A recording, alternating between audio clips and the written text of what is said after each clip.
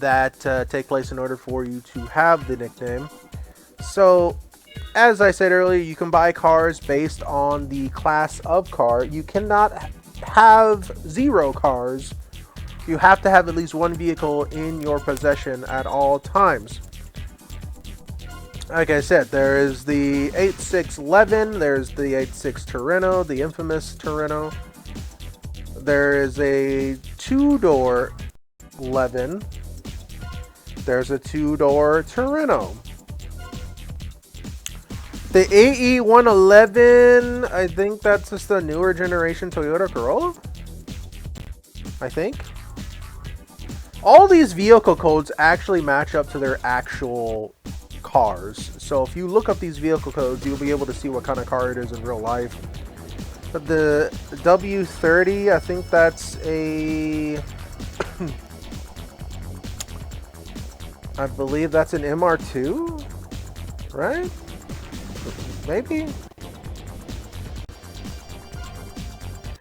The N15 November 1, I think that's a Subaru, like an Outback of some kind. The EF8, that's a Civic. Oh, the Honda CRX. You remember those things? Had the back panel that was transparent so you could see through it. EG6 is the SIR2 Honda Civic hatchback. The EK9 is the Type R Honda Civic. The EK9 Modified is just a modified version of this thing. A little heavier, apparently a little bit better. The EKC, the coupe version of the EK9 says down there. That's fun. The EG6 was the more popular one anyway. The NV8RS is the 6-speed Mazda Miata. I used this car in Initial D version 3 just to annoy people. It had the fastest launch off the line.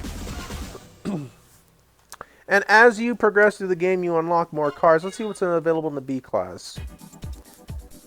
The XC10RS, or more known as the Toyota Altezza, or as it was known here in the States, the Lexus IS300.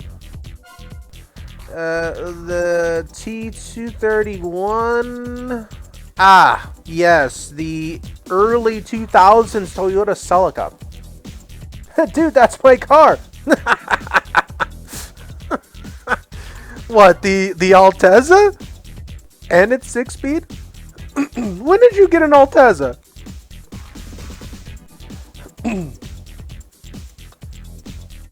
You didn't tell me you got an IS300. That's funny.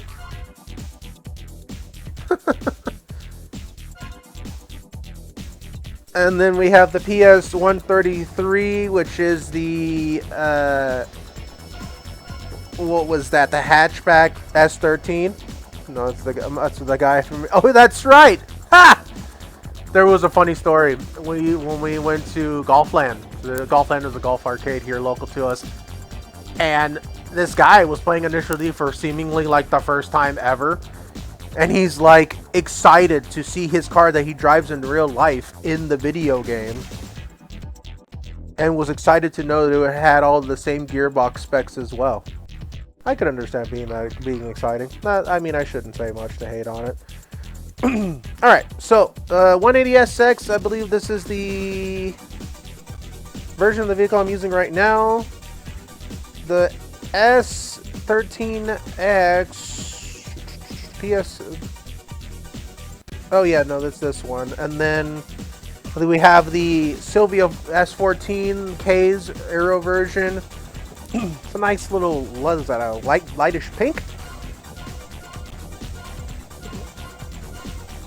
Ah, the old buddy of ours, the DC2. The DC2 is the Integra Type R, the Honda Integra, Acura Integra Type R. Very synonymous with street racing. I used that vehicle anytime I could because I had a DA9 back in the day. Couldn't tune it up because I had no money, but hey, that was a problem for an older me. The DB8 is the 3rd generation Integra Type R, not a fan. That's just me personally. CH9, what is this? Whose minivan is this, and whose soccer mom's trying to race in it? What is this? The Charlie Hotel Niner to the internet.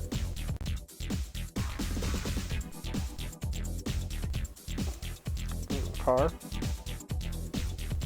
The Lancelot. Some places call it the Honda Accord wagon. Didn't realize the Honda Accord had a wagon. We learn something new every day. The Delta Echo 3 Alpha. What in the world is this? Had some crazy headlights on it. This has got to be like a Toyota, right? So, in the new game, the guessing game is out, so they have officially licensed vehicles. Oh, the Mitsubishi FTO. That's a fun vehicle, front-wheel drive. Very much so inferior to its bigger, larger, more powerful brother, the Mitsubishi GTO, or the 3000 GT.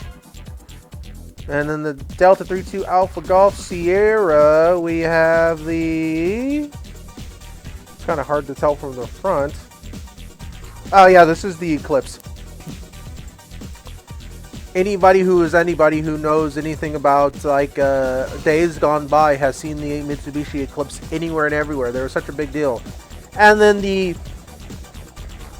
FC3. Now this is not the Savannah Infinity though. This is the other version, I believe. I used to use this car a lot because it was a good starter car, a very powerful vehicle for starters. And then Class A vehicles, what do we got? Oh, the JZA 80 Supra. Those are the 90 Supra. The Nissan Silvia S15. Not a fan of this car. The R34 RV. Now, I think this one was the R34 V1 spec, not the V2 spec. That's the very popular one. The AP1 is the S2000, the Honda S2000. Y'all have seen these around the road, I'm sure. A little soapy little box car. FR drivetrain. It's very rare to see them with an actual hardtop. That was more of a Miata thing to do. The NA2. The NA2 is Honda's most expensive vehicle, and every racing game it's been in, it has the same level of price tag. Notice how that credit count is 98,000 plus credits. In Gran Turismo, it's been over 100,000 credits. In other Tokyo Xtreme Racer games, it's been over 100,000 credits. This here is one of, if not the only, Honda they've ever made with a mid-engine rear-wheel drive vehicle. Now, the NA2 is the less popular sibling to the NA1. The NA1 essentially is just the standard NSX. This is the NSX, I believe, Type S0, I believe. The other one is the NSX Type R. The NSX Type R, I know I'm just rambling about things right now, but just roll with me here. Finally made an arcade appearance in Wangan Midnight Maximum Tune 5DX Plus, where they brought in the NA1, the 90s Acura Integra, NSX. It's Honda Integra in Japan, the Acura. I keep saying Integra. I'm sorry. I'm so hung up on the Integra. The NSX, the Honda NSX in Japan, the Acura NSX in the States. Usually when I see those cars on the road, I just move out of the way. I'm just like, you know what? I'm not going to be in your way. I know you just want to put the pedal to the floor and be gone. And generally that's what happens. Generally they just see open road and they're just like, I'm out of here, G. Peace out, homie. Watch me move. And to be fair and honest, when it comes to highway racing, that's like the only Honda vehicle I feel like you should see on the road. But clearly in this game, because it wasn't officially licensed or sanctioned by any of the car companies, they just threw it in there because they knew. They just knew. This here is the Lancer Evolution. Now, I think this is the Evo 3, I believe. Evo 4, perhaps. Could be even the Evo 5. Let me see. Because I know the Lancer Evolution was a very popular line of Mitsubishi vehicles. Ah, this one is the Lancer Evolution 6. Not as popular as its younger or its older siblings. The Mitsubishi Evolution got more popular after the Evo 8. The Evo 8 was a big deal. And then, of course, the car I have grown to hate in every racing game possible because it's always so good. The younger sibling of the RX-7 FC, the RX-7 FD Type R. The reason why I don't like this car, it's good in every racing game possible. I had a problem with it in Initial D. I have a problem with it in Wangan Midnight Maximum Tune. I'm probably going to have a problem with it in Tokyo Xtreme Racer. Fortunately, I don't have to race anybody.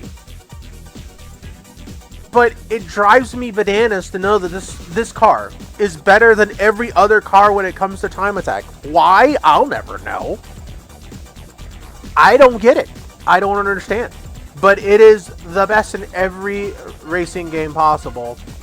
And it's sacrilege they don't let you have a yellow colored one. But what do I know? I think you can put custom colors on it once you buy it. And then finally, we have, I believe that is the Subaru Impreza STI version 6. I believe. The version 5 was the popular one amongst our peers. So, well, that being said, after we're done looking at cars, once you actually interact with a rival, they show up on your rivals page. So you can see information about them, either as you defeat them, or information that might tell you how to find them. See, like Safe Zone here. We tried racing Safe Zone, they blew the doors off me. But you can only challenge him on the inner loop line, which is the C1 line, once you are an experienced racer. What that means, I'll never know. But as you can tell, he has a really decently powered vehicle, 329 horsepower. And he beat us. So far, the only one to beat us so far.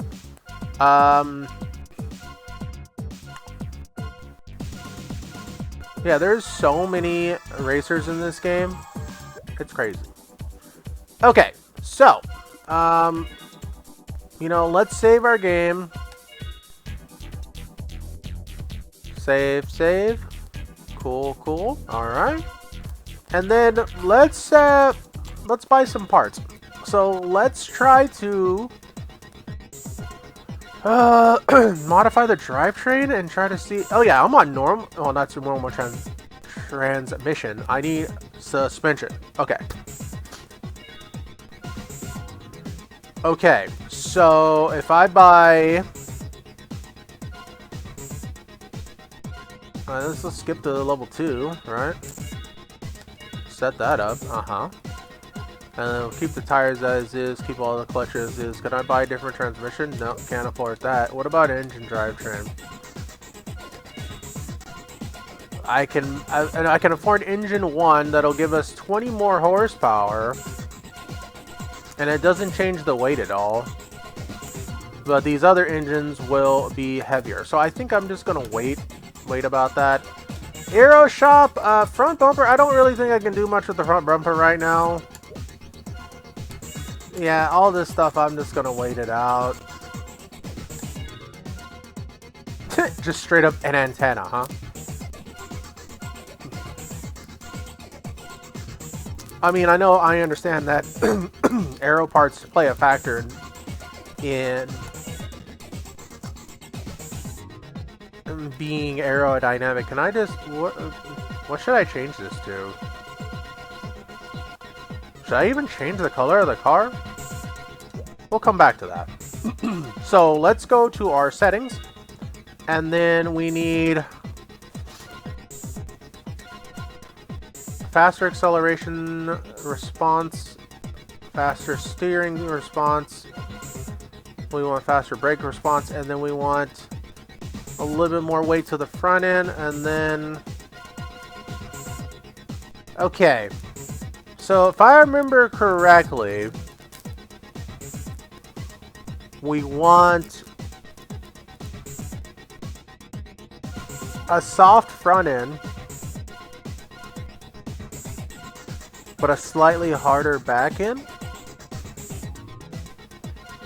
and then we can go test it out to make sure we are okay with our settings. Because what I'm aiming for is I need the car to be super squirrely at low speeds. See, we're almost there. Yeah, we're almost there. Okay. Because what should happen is, if I can get this car super squirrely at low speeds, at higher speeds, I'll be able to control the car a little bit better going around corners.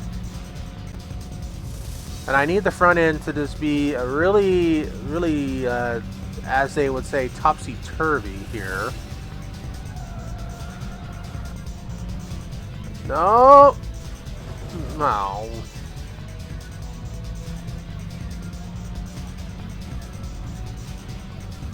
I find it very interesting on how they just give you a giant loop to test your settings on. Nothing super practical. Like, this loop is not really practical to test your settings out. Max speed settings? Sure.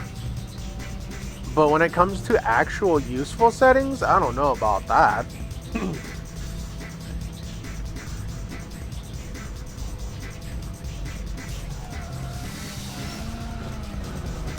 Yeah, then I need to go back and tinker with that some more.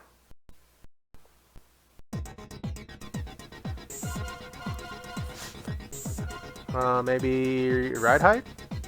Cars with a high ride height are less stable but are more effective on corners. So I should do like this maybe? And then adjust spring rate. Settings it to soft allows for a smoother ride on rough roads, but sacrifices handling. Oh, so maybe it should be the other way. So do like a plus 12 here, and then just kind of leave that at like a plus or minus 4. Adjust dampening power of shocks. Setting too hard on rear wheels causes car to understeer. Setting too hard on rear wheels, I want understeer. That helps me turn. We'll do it like that. Okay.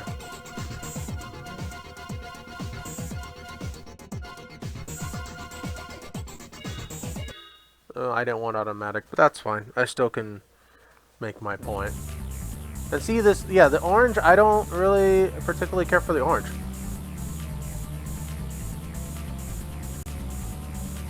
It doesn't seem like particularly visually appealing to me. Okay, I think I like that. I'm digging that. I'm digging that. So let's see what we got when we hit the corner here.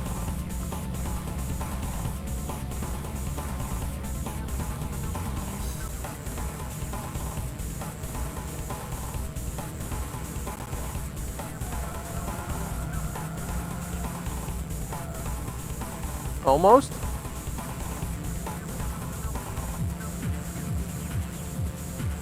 I mean, that's holding the steering wheel all the way in that direction. I cleared it with, you know, maintaining speed, but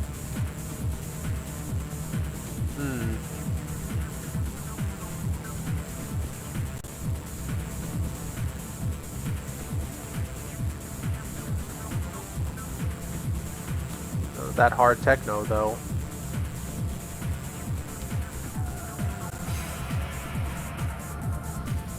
Crash. Right into the wall.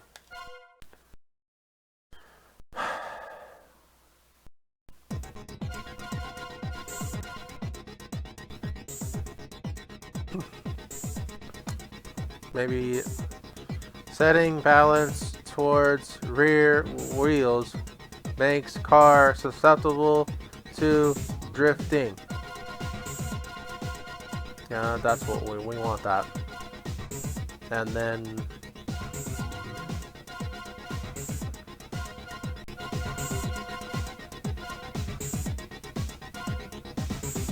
okay, let's try that. So you gotta tinker with it a little bit. I want quicker steering response.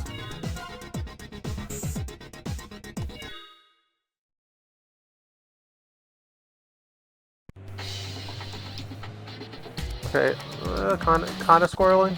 Not really.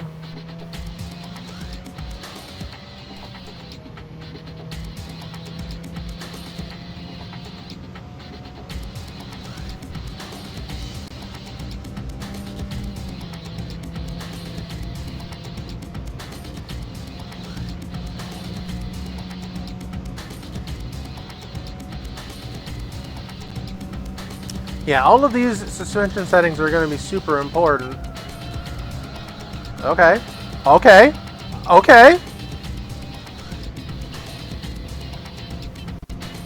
Oh, can we power? Oh, power out of that at 111? Okay. I like where this is going.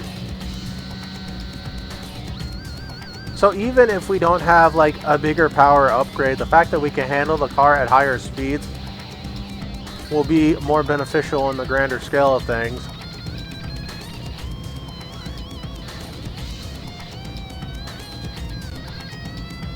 Okay. Oh, there it goes. Okay. Well, like I said, it's not a really fair shake at it when you're doing just a giant loop. It doesn't really help. Can I afford a suspension? No, we looked at that. I forgot just that quickly. Okay.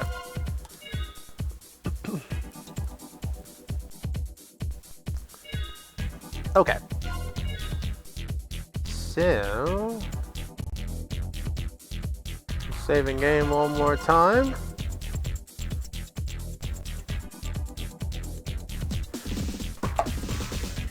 Alright. Let's get back out there and see what happens. We're going to take the C1 in from this direction, and we don't want shift assistance. No, thank you. No, thank you.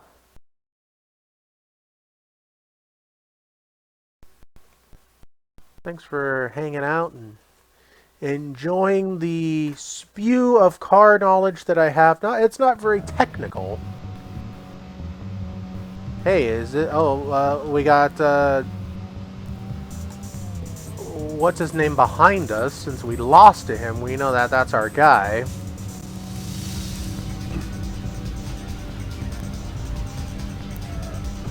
Oh, ow.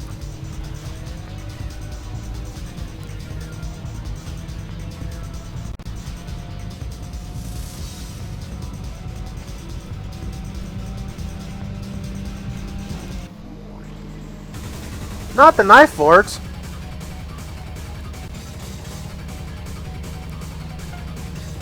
The Mazda Miata Roadster.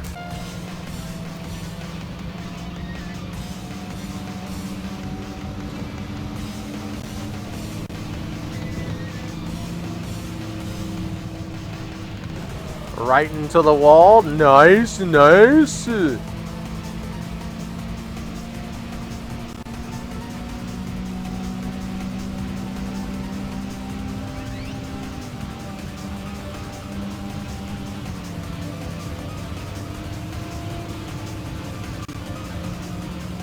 Let's see if he hits the center divide.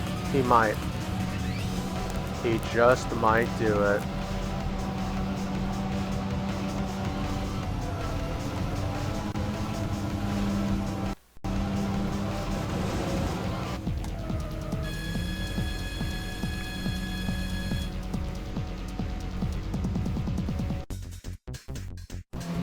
didn't do it, but that's okay.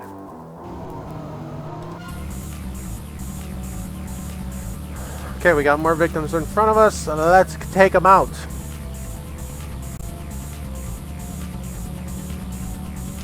So, I mean, at its core, I feel like, yes, if you are a racing game fan, this might be entertaining. But this might be boring to some. Whoa there, buddy. Whoa. Whoa. You, come here. I want to race you. So, funny story about this turn right here. In Wangan, there was, in the earlier games of Wangan, the turn was variable. So there were times where you take the long way to go to the right, like I did just there. But there are other times where you can go, it's a short side, you have to go to the left, and it's randomized, so you don't always know. So there would be a massive traffic jam there in multiplayer games if you guess wrong. Oh man, he's blowing the doors off me. Oh no.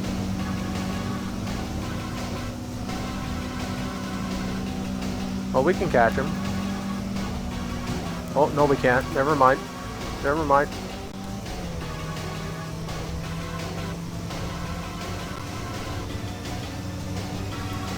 Come on, car! No. Can't do it. Oh, but wait. Dang. And just like that, we lost again.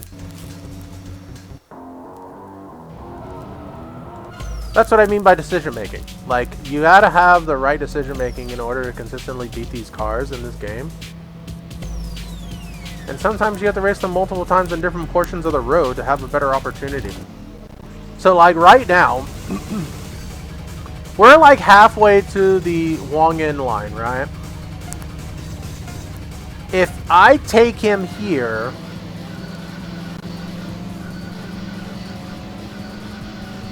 and when I get to the Wangan line, it's less likely he's going to be able to pass me. But I don't know what's up with his driving, though. You see how squirrely it is?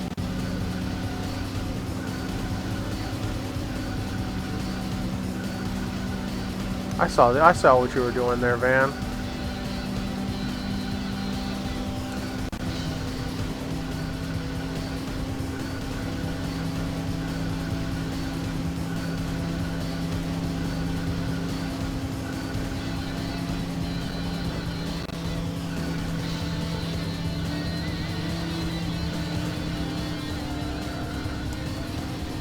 That's a wall. And he's going to zoom by me and he's going to beat me again. Dang it! These settings are not good.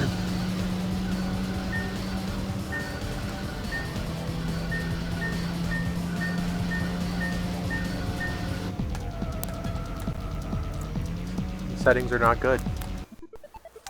I thought I had some decent settings to be able to hit those corners. But I'm sorely mistaken.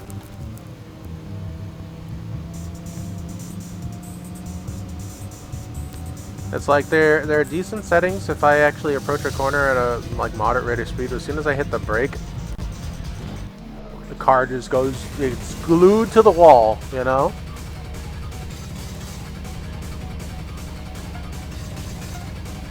So perhaps I don't want to mess with brake balance at all.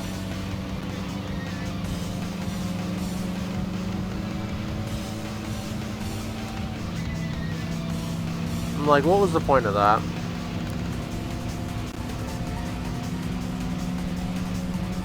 What were you doing there? What were you doing? Were you just trying to give me the win? Because I'll take it. Oh, short side! Sick! Okay.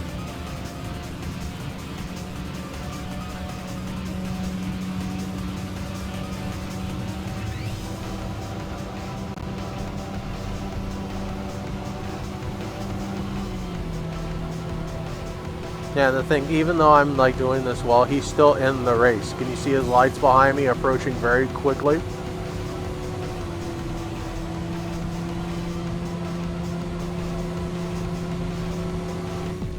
I feel like the NPCs in this game run at different a different set of circumstances.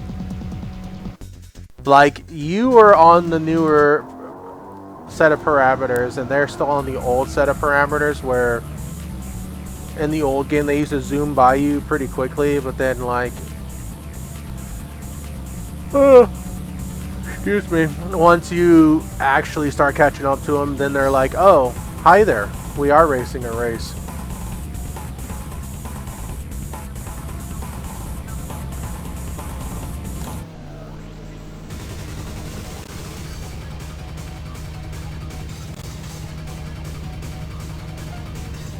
Alright, hothead, what do we got?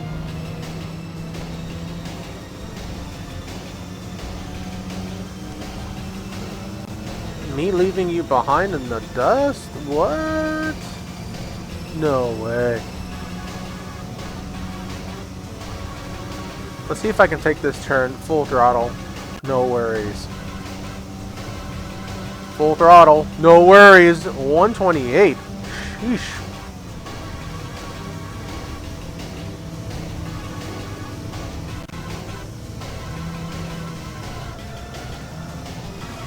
Anytime I hit the brake, it just... Ooh. Have a wall. Did you want a wall? I'll give you a wall.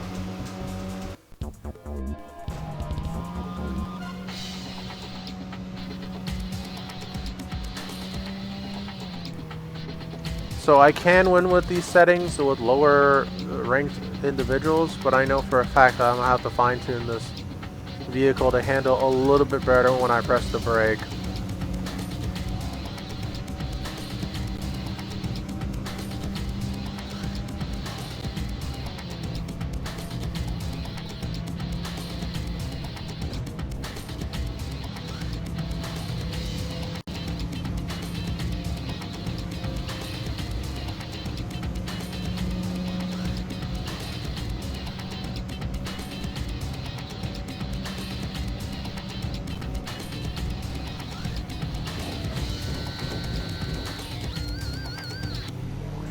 Oh, it's another wanderer.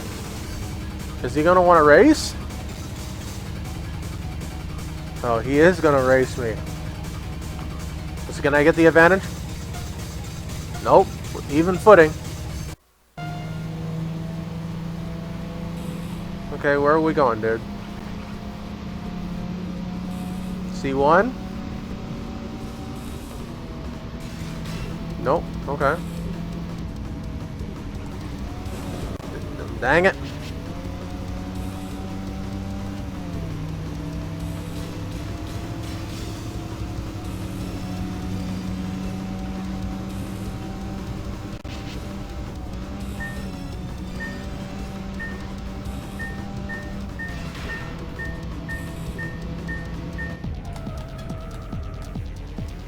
Ding dang. Okay, I'm gonna go back to the garage.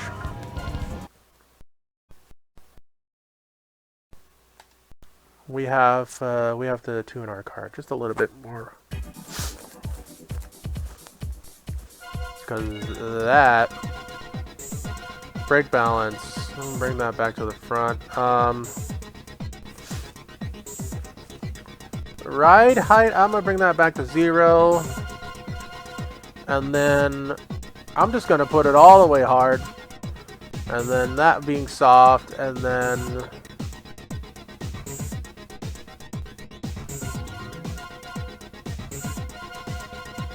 balance it out, I guess.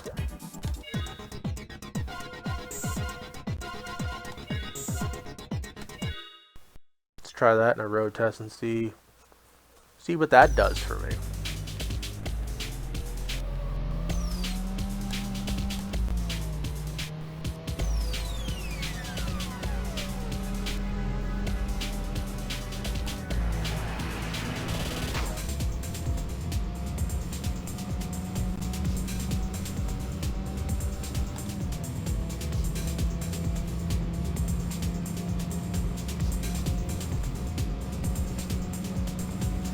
I should be able to, like, hit the brakes while I'm turning and keeping this train moving.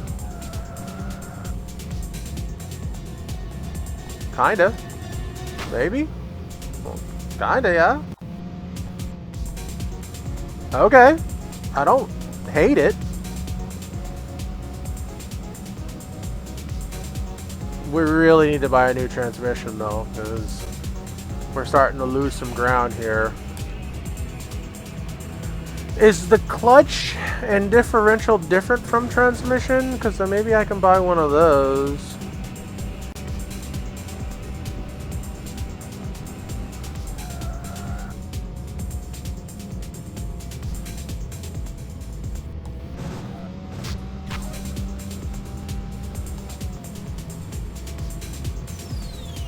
So yeah, while I don't hate it,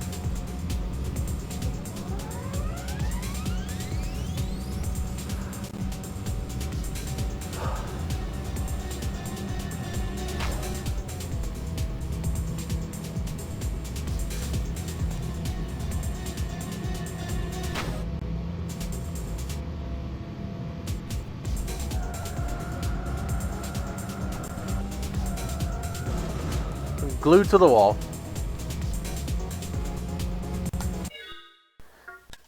Glued to the wall.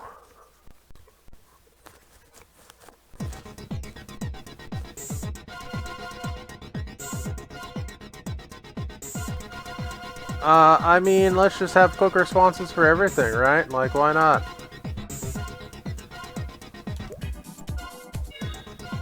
Drivetrain, clutch differential, two different things. I can get the twin plate clutch. The clutch that'll help us with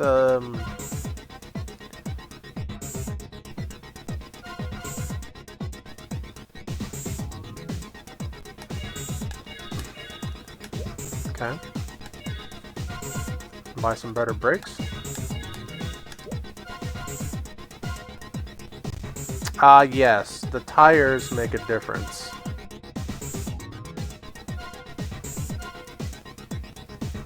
High grip tire 1. High grip tire 2.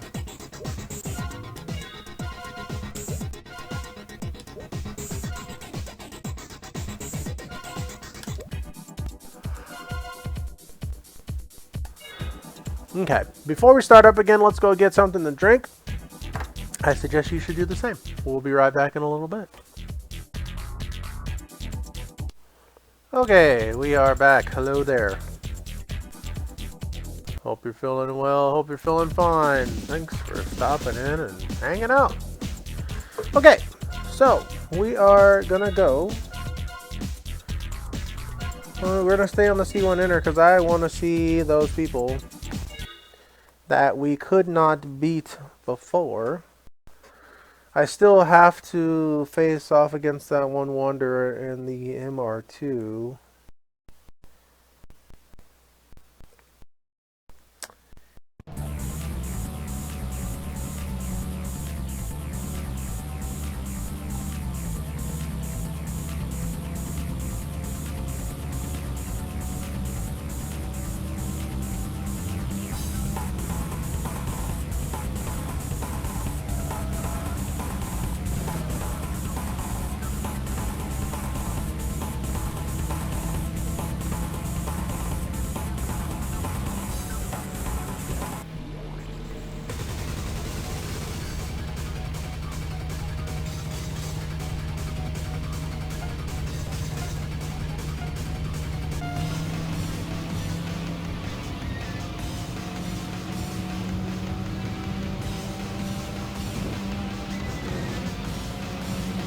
Oh yeah?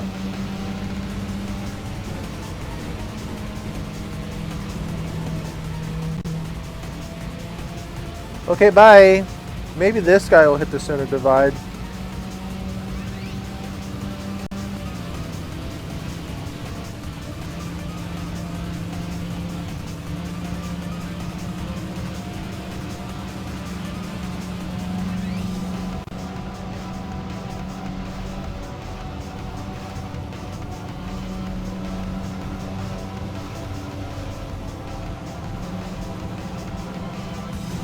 Hey!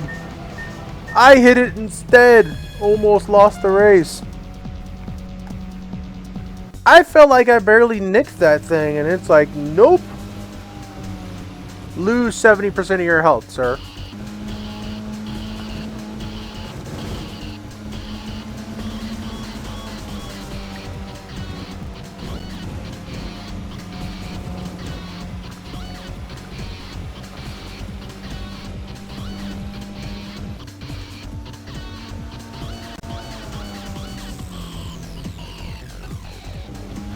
Let me see something. Let's see. Yeah, we jamming along. We rolling.